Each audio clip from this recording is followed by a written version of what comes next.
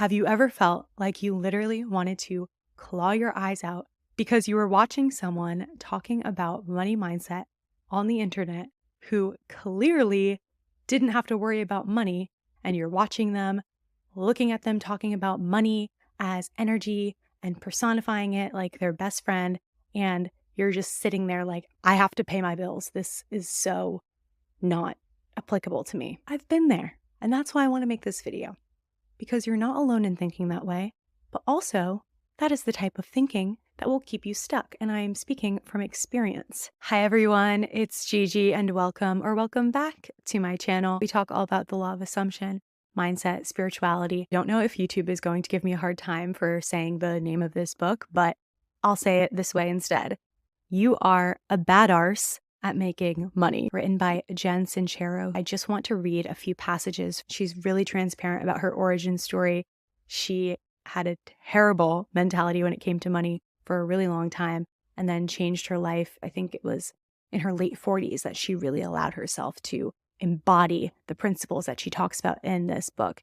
I had to finish filming this video on a different day. Without further ado, let's get into my favorite excerpts from the book. So this first excerpt addresses the money mindset trap of indecisiveness.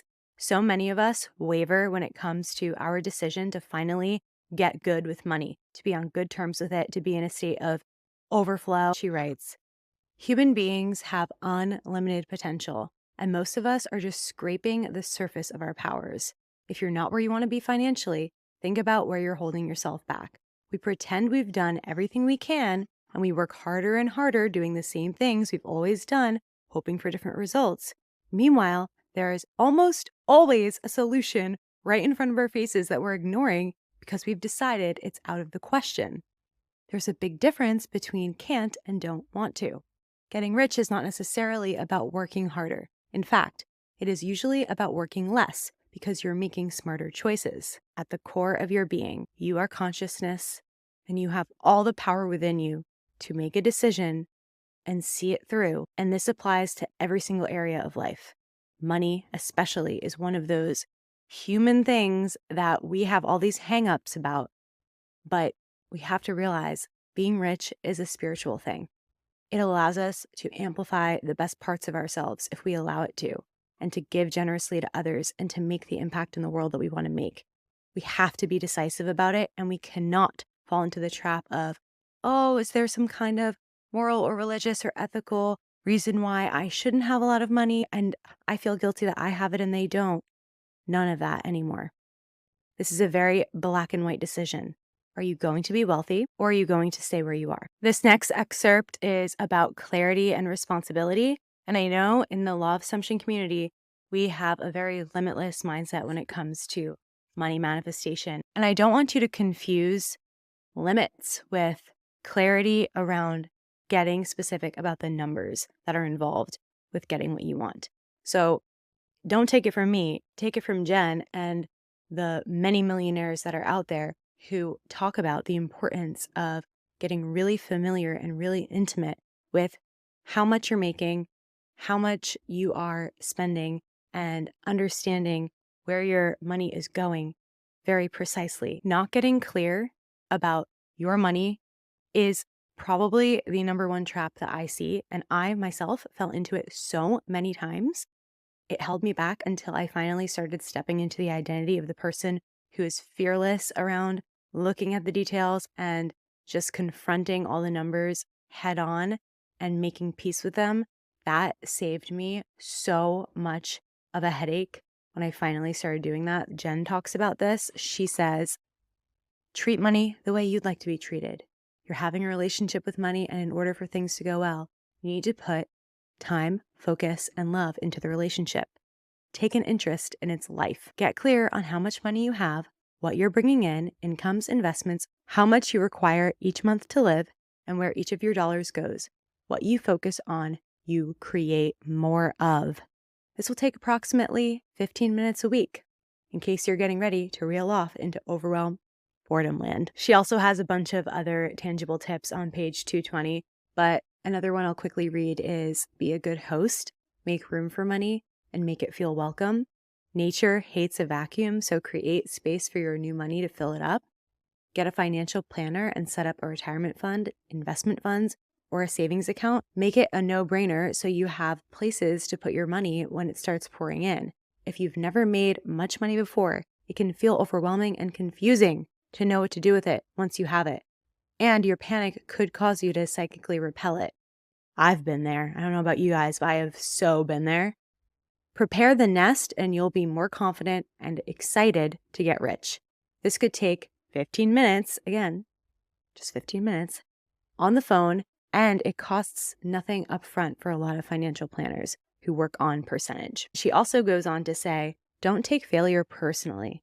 Get your ego out of the way and your curiosity into it. And she encourages you to forgive yourself for past financial blunders, even if it's a really big financial regret, you have a ton of buyer's remorse over something, that it's too late to get the money back, whatever. It happened, move on. I feel like a lot of people get stuck in this loop of harping on issues and regrets, and they could be using their precious energy instead to get creative, to get innovative, to start talking to people and getting support to make a difference in their financial future. And I don't think it helps to stay in the guilt and the shame over the past. Keep going. The third trap that I see so many people fall into is they keep thinking about getting money as this endless game instead of realizing that it's about their identity. When you become the type of person who has a lot of money and knows their own worth and inherent value and shows that to the world in whatever way makes the most sense to you and feels the most aligned with your higher self in integrity with your values, then you will be absolutely successful, hands down. One of my favorite affirmations is, I'm a millionaire doing what I love in alignment with my values. And I should really change that to billionaire because we're not boxing ourselves in here. We want to allow ourselves to say it with our chest that we are doing what we came to this planet to do, what we feel passionate about, and getting paid fairly for it. Not just fairly, handsomely, generously. We deserve that. So Jen writes, successful people take risks, stick to their decisions, set good boundaries, give back, work smart, go to the spiritual gym, meaning reading self-help books, exercising, meditating, etc.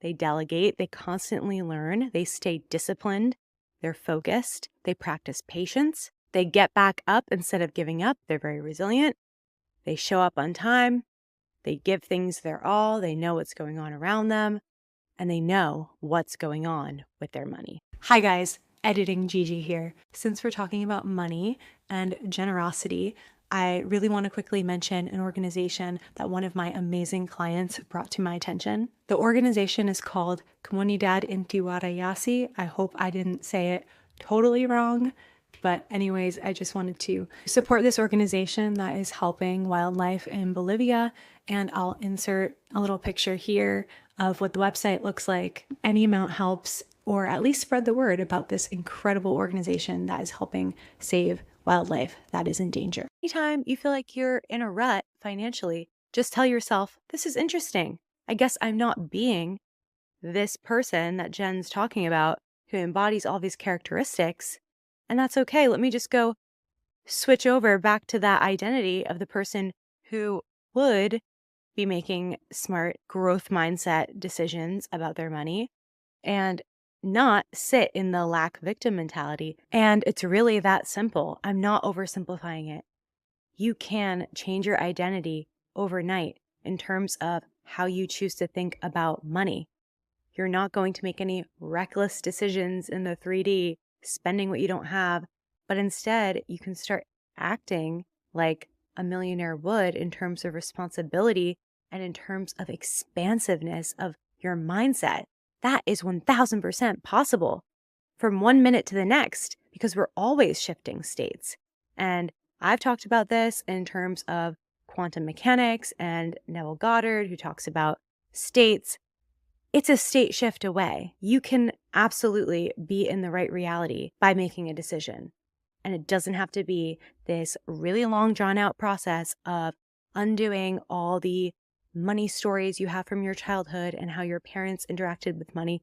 Kick all of that to the curb and focus on your identity. That is my number one tip for you. And Jen really drives that home too. It's about radical responsibility and being in the present moment and moving forward and looking ahead with an optimistic viewpoint. You don't have to cut everyone off who isn't aligning perfectly with your money story. You can just choose not to have certain conversations. If you are surrounded by people struggling with their money mindset, lead by example. It doesn't have to be an isolating experience because of a beautiful thing called the internet, where you can find like-minded people in just a matter of a few clicks of a button. And on that note, the Journey Fam community is now live, so come join us. I'm so excited to be able to have a space for us and to continue the conversations that we have in the comments of these YouTube videos. And I just love connecting with you guys. Every single one of you, thank you for being here. Thank you for subscribing. Thank you for liking videos. I mean, I just am so endlessly grateful. It makes me emotional to see how amazing people are doing after implementing and fully sticking with the things that they're learning, applying the law, really embodying who they want to be and being in touch with the great I am. I know I'm going on a tangent. I love you guys deeply. Let me know what else you want to see from me. I have more rampages coming up. I have a lot more topics that are Neville Goddard specific. We're going to have a lot of fun this fall going into the winter, and I will see you again soon.